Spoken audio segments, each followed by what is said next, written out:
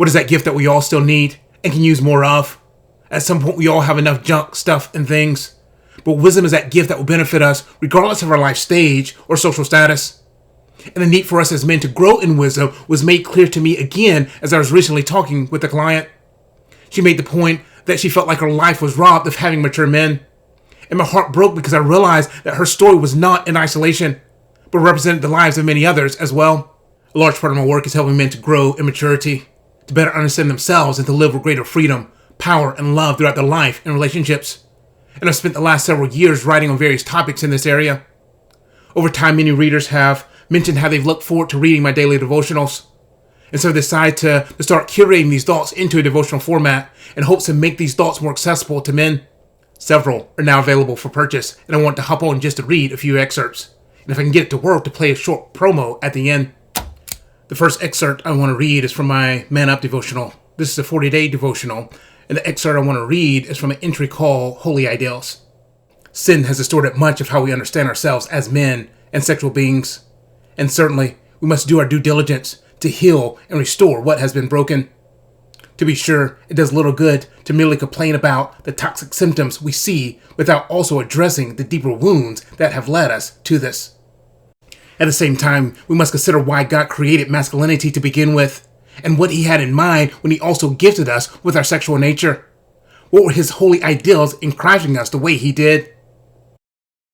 Understanding this original goodness doesn't negate the healing journey we must still undergo, but it does broaden our vision to consider much more.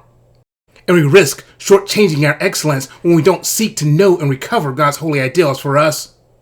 In the end, our story doesn't start with original sin, but rather original glory. And it's only through remembering God's holy ideals for us that we can faithfully reflect the true glory and honor he has given us to reveal. How much more freedom and confidence could we live with if we're able to remember God's holy ideals for us as men? And how might this impact our life and relationships and our role as men, that even while we still remain humble in our journey of transformation, humble in our journey of healing, we were still able to learn how to live unapologetically as men. The next excerpt I want to read is from the Fatherhood Challenge.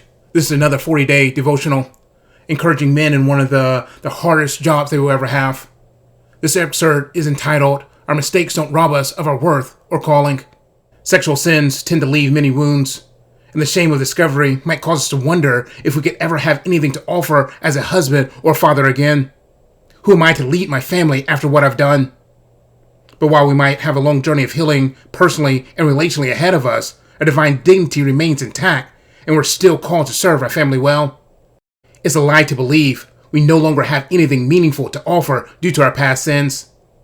This is not to downplay or sugarcoat the consequences of sin, and the work of making amends is still called for.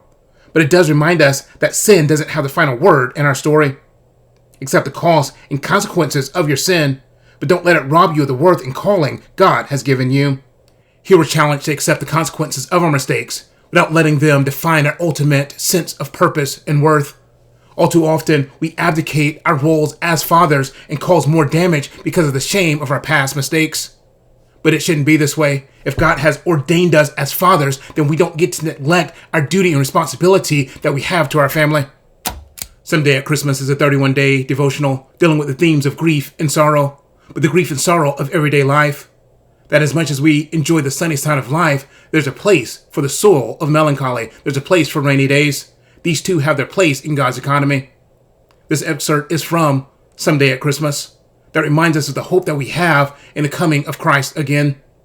Someday at Christmas, there'll be no more death, or sorrow, or crying, or pain.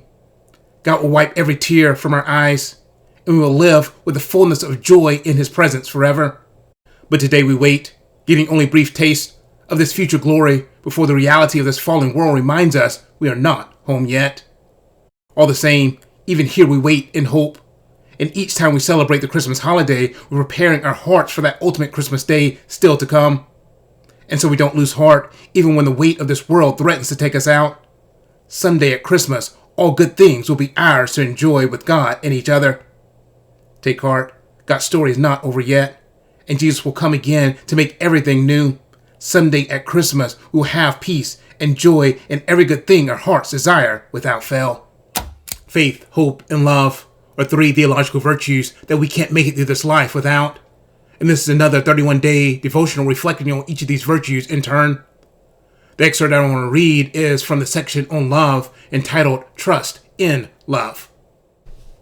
Many times our struggle to walk by faith and hold on to hope exposes our doubts regarding God's love toward us. While we might readily affirm his love for others, sometimes we struggle to rest in his love for us personally. And when we're not confident that God's heart toward us is good, we naturally start to wonder if we can trust him with our future. And if the seemingly crazy acts of faith we're being called to are worth it. In time, we stop looking to God and simply do whatever seems right in our own eyes.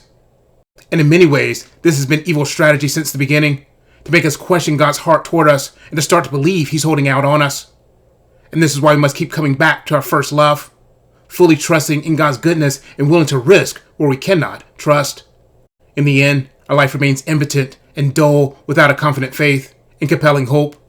But perhaps none of this matters until we can first trust in the goodness of God's love toward us personally. These are just a few excerpts encouraging men to mature as men, husbands, and fathers. Perhaps more than ever, our homes, families, and society are in desperate need of the unique strength we've been called to offer. And so whether for yourself or the men in your life, don't give just another gift that's going to eventually break and need to be replaced. Give the gift of wisdom that lasts and blesses everyone, including future generations.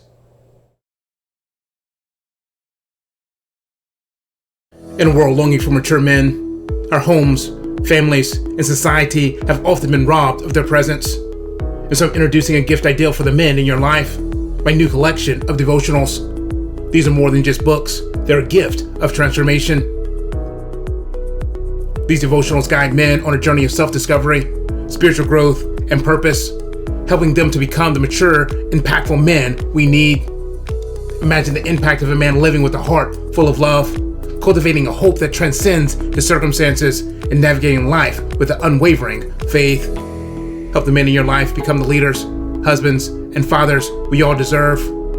Order now and give the gift of mature manhood.